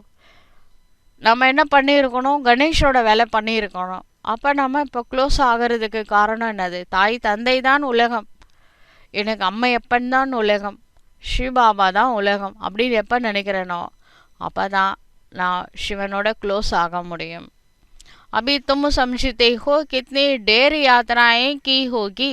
இப்போ உங்களுக்கு புரியுதா, ஒவ்வொரு பர்த்லேயும் எவ்வளோ யாத்திரை தீர்த்த யாத்திரை பண்ணியிருப்பீங்க. கஹானா கஹா மனுஷிய ஜாத்தே ஜரூர் ஹே. இந்த மனிதர்கள் பல இடங்களுக்கு போயிட்டு தான் வராங்க. ஹரித்வாருமே கங்காஜி பர் ஜரூர் ஜாத்தே ஹே. ஹரித்வார் ரிஷிகேஷ்லாம் கண்டிப்பாக போகிறாங்க, கங்கா அங்கெல்லாம் ஓடுதில்ல. கங்காஜியில் போய் அந்த கங்கை தண்ணியில் குளிச்சா ஆத்மா பியூரிஃபை ஆகிடும் அப்படின்னு நினச்சிட்டு அங்கே போகிறாங்க. பத்தீத்த பாவனி கங்கா சமைச்சித்தே ஹைனா, பத்தீத்த பாவனி கங்கை அப்படின்னு நினைக்கிறதுனால தான் அந்த ஹரித்வார் ரிஷிகேஷ் காசி இங்கெல்லாம் போகிறது அதனால தான், அங்கே எல்லாம் கங்கை ஓடுது. अब वास्तव में तुम हो सच्ची सच्ची ज्ञान गंगाए. நாமளாம் ஒரு காலத்தில் கங்கையில் குளித்தவங்க தான். இன்றைக்கி கடவுள் நம்மளை ஞான கங்கையாக மாற்றிருப்பாருன்னு கனவுலையாவது நினச்சி பார்த்தோமா? இது இறைவன் செயல், எல்லாம் சிவன் செயல்னு சொல்கிறாங்கல்ல, எல்லாம் கிடையாது. இதெல்லாம் பெரிய பெரிய விஷயம், இதுதான் கடவுள் செய்கிறாரு. சின்ன சின்ன விஷயத்தெல்லாம் மனுஷங்களே செஞ்சுடுவாங்க. இது கடவுள் செய்கிறது ஒரு மிராக்கிள்ஸ். இதெல்லாம் பெரிய மிராக்கிள் தானே. நம்மளை ஞான கங்கையாக மாற்றுறது எவ்வளோ பெரிய அதிசயம் தானே. तुम्हारे पास भी बहुत आकर ज्ञान स्नान करते हैं. உங்ககிட்ட நிறைய பேர் வருவாங்க ஞான ஸ்நானம் செய்கிறதுக்காக. பாபா ने समझाया है சத்துகுரு एक ही है. ஆனால் நாமளே யாரை சொல்ல போகிறோம், நான் தான் உங்களை ஞான ஸ்நானம் பண்ண போகிறேன் அப்படின்னு நம்ம சொல்கிறதுக்கு நாம் யார்? நாம் என்ன சொல்லுவோம், கடவுளோட கனெக்ட் பண்ணி விட்டுருவோம். நீங்கள் இறைவனை நினைவு செய்யுங்கள். எங்க பிரம்மா பாபாவே சிவனோட கனெக்ட் பண்ணி விடுறாரு. அவரோட வேலையே தரகரோட வேலை. அப்போ நம்ம தரகரோட குழந்தை, நம்ம மாஸ்டர் தரகராக மாறணும். நம்ம வேலை ஆத்மாவை பரமாத்மாவோட கனெக்ட் பண்ணி விடுறது தான், சரிங்களா? கனெக்ட் ஒன்று. அப்போ ஆத்மான்ற பேட்ரி பரமாத்மான்ற பவர் ஹவுஸோட கனெக்ட் பண்ணி விட்டுட்டோம்னா அந்த ஆத்மாவுக்கு பவர் ஹவுஸ் என்ன பண்ணுவார், எவ்வளோ கொடுக்கணுமோ அவ்வளோ எனர்ஜி கொடுப்பார். அதில் ஒரு ஷேர் நம்மளுக்கு புண்ணிய கணக்கு நம்மளுக்கு கிடைக்கும், அவ்வளோதான். அது போதும் நம்மளுக்கு. நம்ம பக்கம் கனெக்ட் பண்ணிட்டோம்னா, ஒரு வேளை அப்படி பண்ணியிருக்கிறேன்னு வச்சுக்கோங்களேன், நீங்கள் ஒரு வேளை 50% பேட்ரி சார்ஜ் பண்ணியிருக்கீங்க, இன்னொரு பேட்டரியை உங்களோட கனெக்ட் பண்ணி வச்சுட்டிங்கன்னா உங்களோட 50% அவங்க எடுத்துருவாங்க. அப்போ ஜீரோவில் ஆகிடும். நீங்கள் சேஃப்டியாக இருக்கணும்னா இறைவனிடம் கனெக்ட் பண்ணி விட்டுருங்க ஆத்மாவை. அவங்களுக்கு என்ன வேணுமோ அது கடவுள் கொடுக்கட்டும். நீங்கள் ஏற்கனவே யோகா பண்ணுறதே பெரிய விஷயம், இதில் இருக்கிறத லாஸ் பண்ணக்கூடாதுன்னா நீங்கள் மனிதர்களை உங்கள் பக்கம் திருப்பக்கூடாது, கடவுளோட கனெக்ட் பண்ணி விடணும். புரியுதுங்களா? இதெல்லாம் புரிய வைக்கிறது யார்? சத்துகுரு ஏக் ஹி ஹே, ஒருத்தர் தான் புரிய வைக்கிறாரு, அவர் சத்துகுரு சிவபாபா. सर्व का सदगति दाता सिवाय एक सतगुरु के और कोई गुरु नहीं. உலகத்திற்கே சத்கதி கொடுக்கக்கூடிய வள்ளல் ஒரு சிவ தந்தையை தவிர்த்து வேறு யாருமே கிடையாது. बाप कहते हैं मैं तुमको कल्प कल्प संगम युग पर आकर सदगति दे पूजारी से पूज्य बनाता हूँ. சிவ பாபா சொல்றாரு, நான் கல்ப கல்பத்தினுடைய சங்கம யுகத்தில் பூமிக்கு வந்து சத்கதி கொடுத்து பூஜாரியா இருந்தவங்கள பூஜ்யக்குரிய தேவதையா மாத்துறேன். फिर तुम पूजारी बन दुखी बन जाते हो. ஆட்டோமேட்டிக்காக பிறகு என்ன ஆகுறீங்க, உங்கள் புண்ணிய கணக்கு செட்டில் ஆனதுக்கப்புறம் பூஜாரி ஆயிடுவீங்க. துவாபர யுகத்துல இருந்து துக்கத்தை ஸ்டார்ட் பண்ணிப்பீங்க. இப்போ துக்கம் பீக்கில் போயிடுச்சு. எபி அபி பத்தா படா ஹைனா, இப்போ உங்களுக்கு எல்லாமே புரிஞ்சிருச்சுல்ல. बरोबर हमारा आधा कल्प राज्य चलता है. फिर द्वापर में हम सो देवी देवता वाम मार्ग में चले जाएंगे. நாம் வந்து அரை கல்பமாக ராஜ்யம் செஞ்சோம். அதுக்கப்புறம் துவாபர யுகத்தில் தேவி தேவதா தர்மம் வாம மார்க்கத்தில் பாடி கான்ஷியஸில் வந்துட்டோம். துவாபர யுகத்தில் எப்போ வந்து அந்த சொல்லுவாங்க ஆதாம் ஏவாள் அவங்க வந்து இந்த பழம் சாப்பிடாதீங்கன்னா அந்த பழத்து மேலே தான் பற்று போகுது. இது செய்யாதன்னா அந்த மனுஷங்களோட இயல்பு அதுதான் செஞ்சு, ஏன் அதை செஞ்சு பார்க்கக்கூடாது? அப்படி தான் போய் இந்த பாடி கான்ஷியஸில் மாட்டி டோட்டலாக என்ன ஆயிடுச்சு.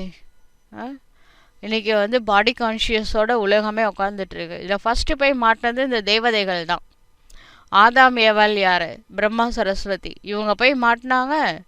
எல்லா தேவதைகளும் போய் வாம மார்க்கத்தில் மாட்டிட்டாங்க. जब रावण राज्य शुरू होता है तब से ही वाम मार्ग शुरू होता है. எப்போ அந்த ராவண ராஜ்யம் ஆரம்பம் ஆகின்றதோ அப்பொழுதிலிருந்தே பாடி கான்ஷியஸ் ஸ்டார்ட் ஆயிடுச்சு. இந்த சீதையை வந்து ராமர் என்ன பண்ணுறாரு, கூட தாண்ட வைக்கிறார்ல. அந்த லக்ஷ்மண் ரேகாவை என்னைக்கு தாண்டினாங்களோ ராவணன்ட்ட போய் மாட்டுறாங்க. उनकी भी निशानियां हैं. जगन्नाथ के मंदिर में जाओ तो अंदर काली मूर्ति है, बाहर में देवताओं के गंदे चित्र हैं. இந்த ஜெகநாத்புரி போனவங்களுக்கு தெரியும்.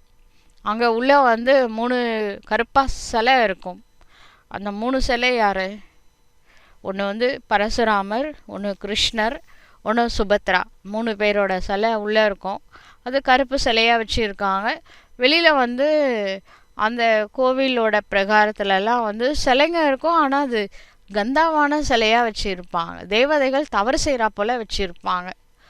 தேவதைகள் தவறு செஞ்சாங்க இப்போ துவாபரயுகத்துக்கு மேலே. தேவதையாக இருக்கும்போது செய்யல, ஆனால் இது மாதிரி வச்சுட்டாங்க. उस समय अपने को भी थोड़े ही समझ में आता था कि क्या है. இப்போ அதெல்லாம் பார்க்குற நம்மளுக்கே முதல்ல அப்போல்லாம் புரிஞ்சிருக்கா. அதில் என்ன தேவதைகள்லாம் எப்படி காமிச்சிருக்காங்க அப்படி தானே நம்மளாம் நினச்சிருப்போம். விகாரி மனுஷ விகாரி திருஷ்டி சே தேக்கேங்கே. இப்போ ஒரு சீன் நடக்குதுன்னா விகாரமான மனுஷங்களுக்கு அது விகாரமான பார்வையில் தான் பார்ப்பாங்க. இப்படி ஜெய்சா திருஷ்டி வைசா சிருஷ்டி. நம்ம பார்வை எப்படி இருக்கோ நம்ம அப்படி தான் பார்ப்போம் மற்றதை கூட.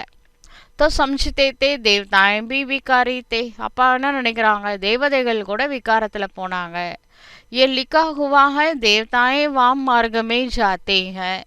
அதில் காமிச்சிருக்காங்க தேவதைகள் கூட பாடி கான்ஷியஸில் வந்தாங்க. ட்ரெஸ் भी देवताओं की दी है. ட்ரெஸ் கூட தேவதைகளோட ட்ரெஸ் தான் போட்டிருக்காங்க. यहाँ भी दिलवाड़ा मंदिर में जाओ तो ऊपर में स्वर्ग लगा हुआ है, नीचे तपस्या में बैठे हैं. இங்கே கூட நீங்கள் தில்வாடா மந்திர் பாருங்கள். அதில் சொர்க்கத்தோட சீன் வந்து மேலே கூரையில் அதில் இந்த சிலை வடிக்கப்பட்டுள்ளது. கீழே வந்து தபஸில் உட்கார்ற மாதிரி காமிச்சிருக்காங்க. ராஜ் யோகிகள் தபஸ் பண்ணிகிட்டு இருக்காங்க. அதுக்கு அடுத்து அவங்க தேவதையாக போகிறாங்கன்றதுனுடைய அடையாளமாக இந்த தில்வாடா மந்திரில் சிலை வடிக்கப்பட்டு இருக்கின்றது. इन सब राजों को और कोई जानते नहीं. இதெல்லாம் ஒரு ரகசியம், தேவ ரகசியம். இந்த தேவ ரகசியம் தேவதைகளுக்கே தெரியாது, சிவனுக்கு மட்டும்தான் தெரியும். அவர் தான் வந்து நம்மளுக்கு புரிய வைக்கிறாரு. ஆனால் தேவ ரகசியம் தேவதைகளால் மட்டும்தான் புரிஞ்சிக்க முடியும். பாபா கத்தோ அனுபவி ரத்து ஹைனா. அதனால் பாபா எல்லா விதத்தில் அனுபவம் செஞ்ச ஒரு ரதத்தை செலக்ட் பண்ணியிருக்கிறாரு. तुम बच्चे अब समझ रहे हो आत्माएं और परमात्मा रहे बहु काल. அலகு ரஹே பகுகால். இப்போ அவங்களுக்கு எல்லாமே புரியுது. ஆத்மாக்களாகி நீங்கள் தான் பரமாத்மாட்டிருந்து பிரிஞ்சு நீண்ட காலமா பிரிஞ்சு இருக்கிறீங்க. तुम जो पहले अलग हुए हो फिर तुम ही आकर पहले मिलते हो. நீங்க தான் முதல்ல பிரிஞ்சவங்க, முதல்ல சந்திக்கிறதும் உங்களை தான். சத்தியுக का फर्स्ट प्रिंस है श्री कृष्णा. சத்தியுகத்தின் முதல் இளவரசன் ஸ்ரீ கிருஷ்ணா ஆவார். ஸ்ரீ கிருஷ்ணா கா பாப் பி தோ ஹோகானா.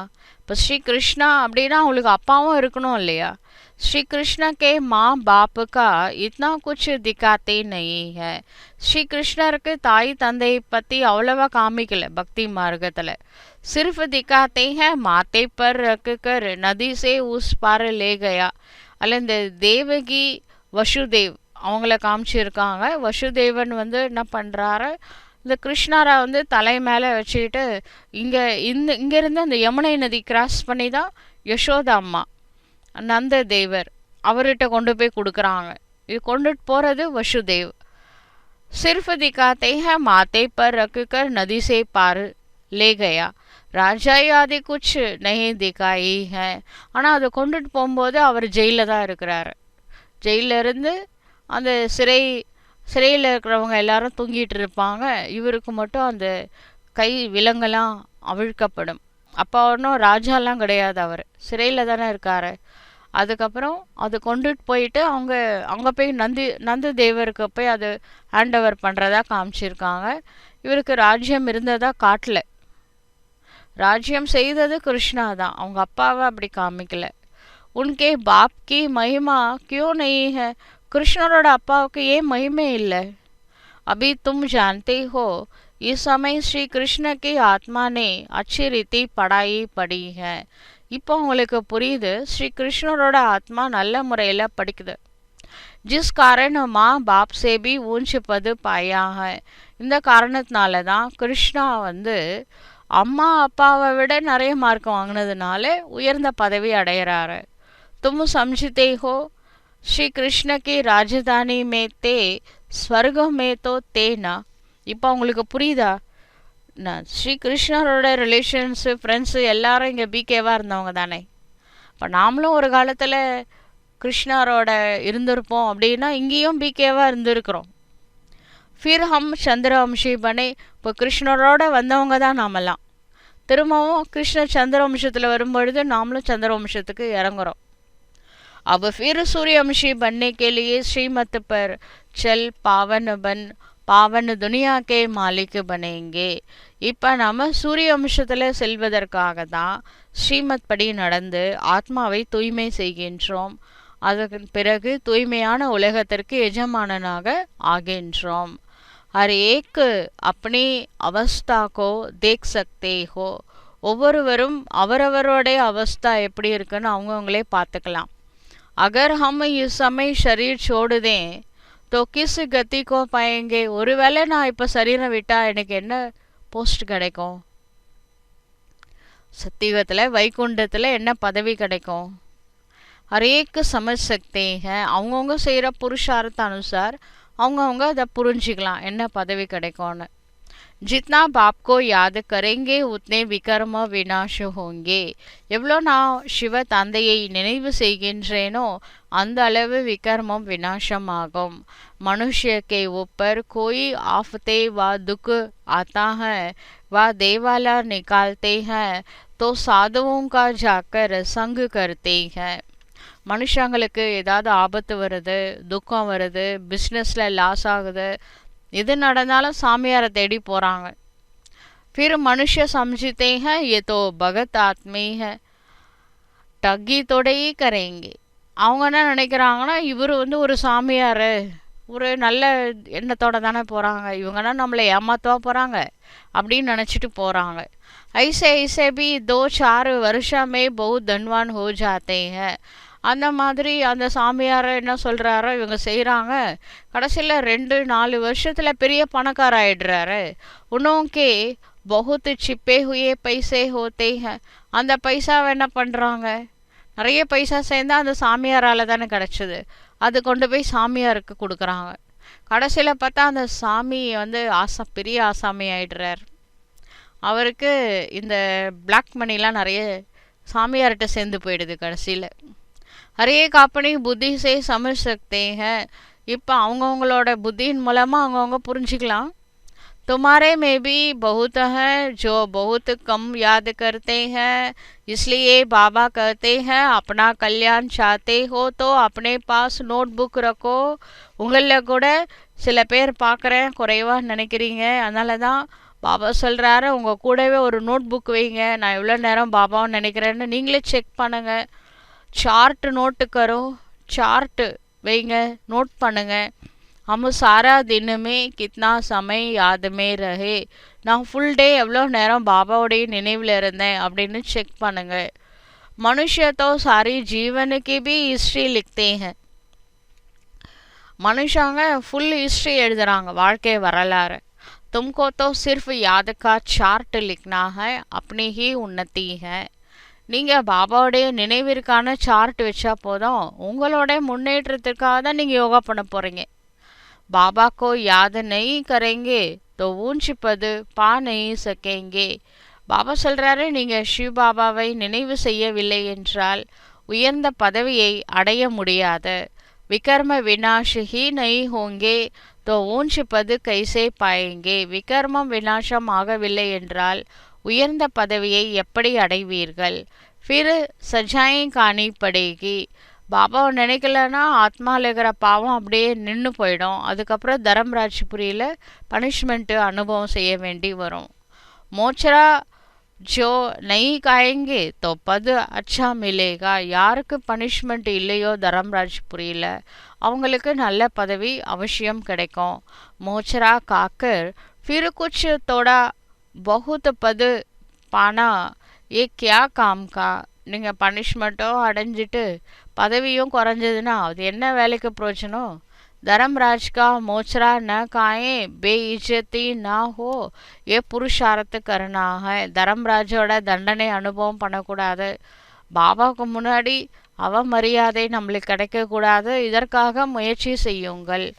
तुम देखते हो शिव बाबा बैठा रहता है, फिर धर्मराज भी है.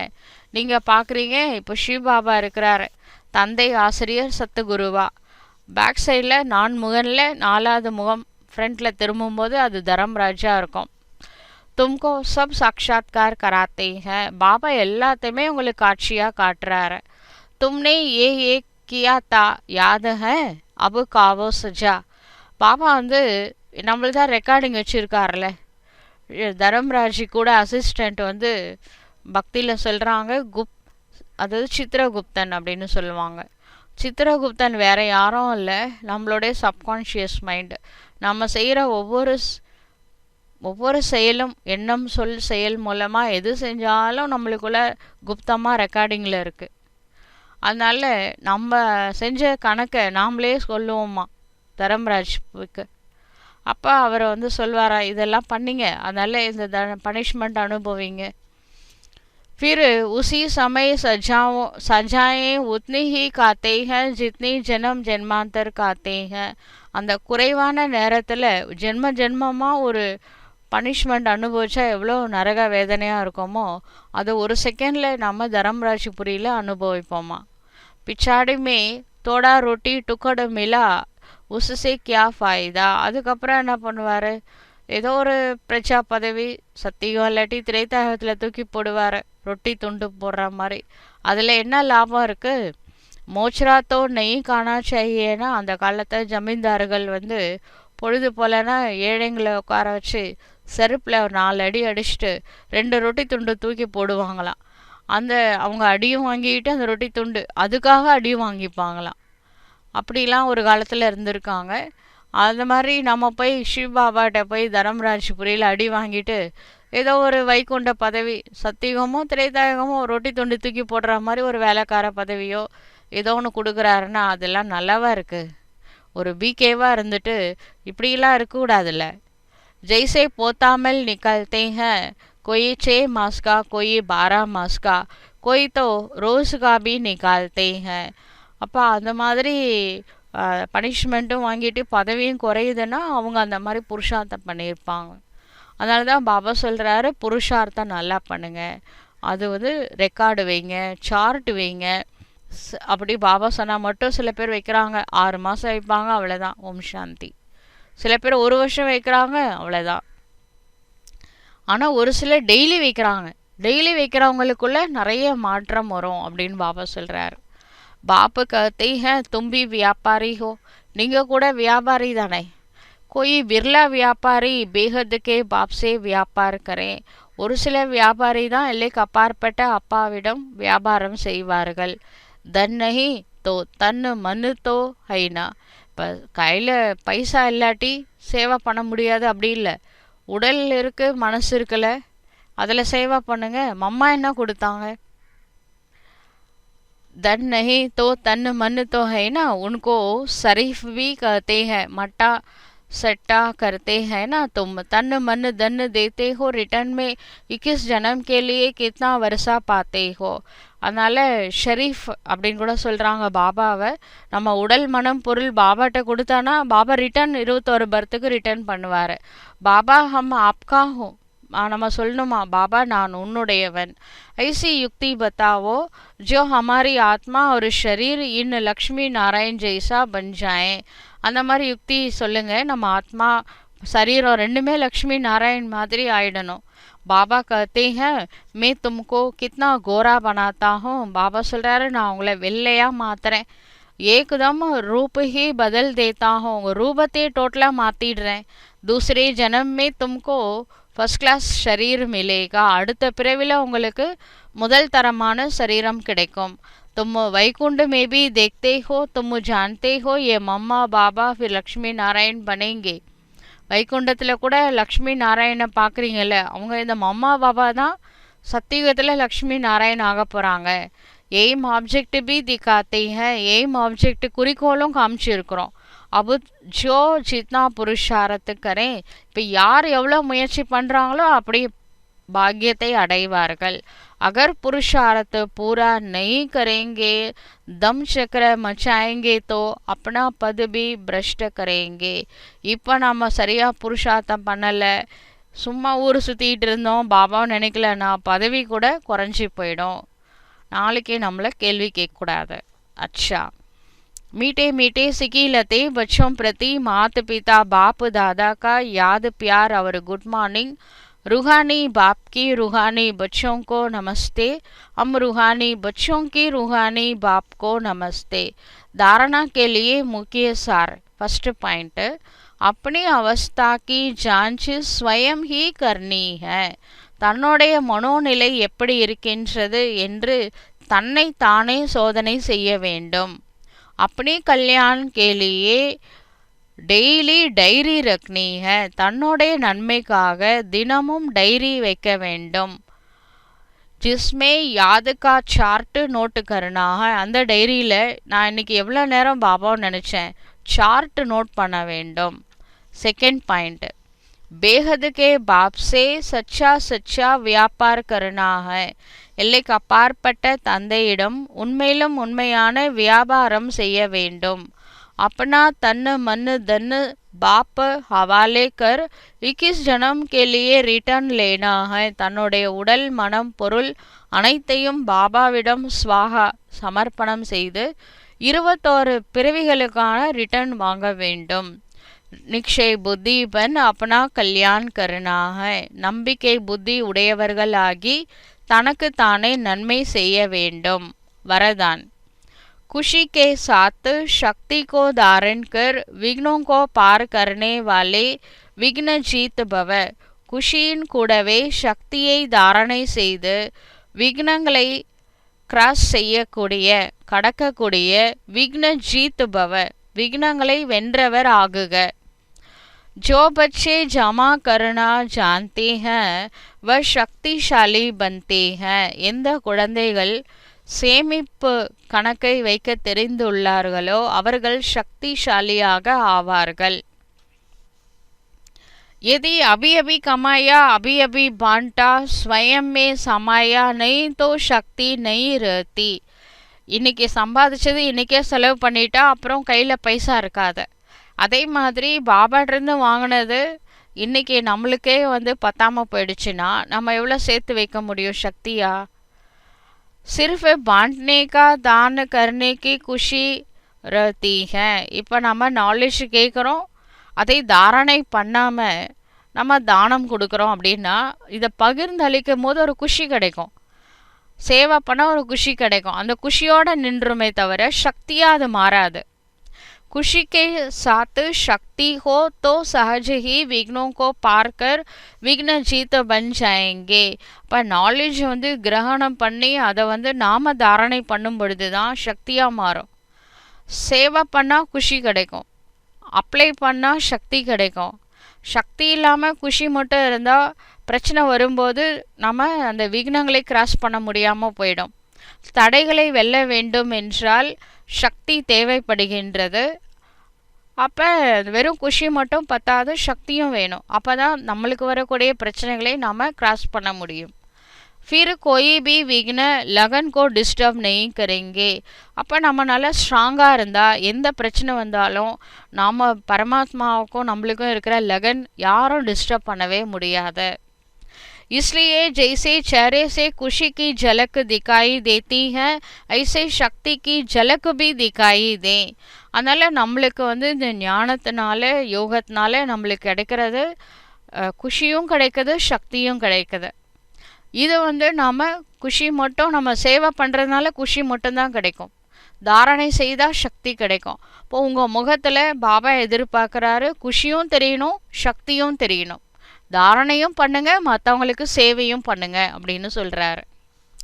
ஸ்லோகன் சொல்கிறாரு, परिस्थितियों में घबराने के बजाय उन्हें शिक्षक समझकर पाठ सीख लो. பிரச்சனைகளை பார்த்து பயப்படுவதற்கு பதிலாக அதிலிருந்து என்ன பாடம் எனக்கு கிடைக்குது அப்படின்றதை புரிந்து கொண்டு பாடத்தை கற்றுக்கொள்ளுங்கள். அவ்யக்த இஷாரா. लास्ट सो फास्ट पुरुषार्थ ज्वाला रूप का ही रहा हुआ है. லாஸ்டில் வந்தாலும் ஃபாஸ்டில் போனோன்னா புருஷார்த்தம் ஜுவாலாமுகி புருஷார்த்தம் செய்ய வேண்டும். பாண்டவோं के कारण யாதவ் ரூகே ஹுயே ஹை. நாம் பாண்டவர்கள் ரெடி ஆகாமல் இருக்கிறதுனால தான் யாதவர்கள் வெயிட் பண்ணிட்டு இருக்கிறாங்க. पांडवों की श्रेष्ठ शान रूहानी शान की स्थिति यादवों के परेशानी वाली परिस्थिति को समाप्त करेगी. இப்போ பாண்டவர்கள் ஆன்மீக பெருமையில் இருக்கணும், அதாவது பெருமிதம், சிரேஷ்டமான பெருமிதத்தில், ஆன்மீக பெருமிதத்தில் அந்த ஸ்திதியில் சதா இருந்தீங்க அப்படின்னா அவங்க கௌரவர்கள் அவங்களுடைய பரேஷானி, யாதவர்கள் அப்படின்றது சயின்டிஸ்ட்டு, அவங்க இந்த பிரச்சனைகளுக்கு சொல்யூஷன் கொடுத்துருவாங்க. तो अपनी शान से परेशान आत्माओं को शांति और चैन का वरदान दो. உங்களுடைய அந்த பெருமிதம், அந்த ஆன்மீக தன்மை சம்பூர்ண நிலையின் மூலமாக குழப்பத்தில் துக்கத்தில் இருக்கிற ஆத்மாக்களுக்கெல்லாம் சாந்தியையும் மன அமைதியையும் ஒரு நிம்மதி கொடுங்க வரதானமா. ज्वाला स्वरूप अर्थात लाइट हाउस और माइट हाउस स्थिति को समझते हुए ऐसे पुरुषार्थ में रहो. ज्वाला स्वरूपम அப்படின்னா லைட் ஹவுஸ் மற்றும் மைட் ஹவுஸ், ஒளியும் கொடுக்கணும் சக்தியும் கொடுக்கணும். அந்த நிலையிலிருந்து இந்த புருஷார்த்தத்தை அவசியம் செய்யுங்கள். மன அமைதியும் கொடுக்கணும், மனதிற்கு சக்தியையும் கொடுக்கணும். நான் லைட் ஹவுஸாக இருக்கேன், மைட் ஹவுஸாக இருக்கேன், முழு உலகத்திற்கும் அமைதியும் சக்தியும் கொடுக்கக்கூடிய இந்த புருஷார்த்தத்தில் ஈடுபடுங்கள் அப்படின்னு பாபா சொல்கிறார். அச்சா, ஓம் சாந்தி.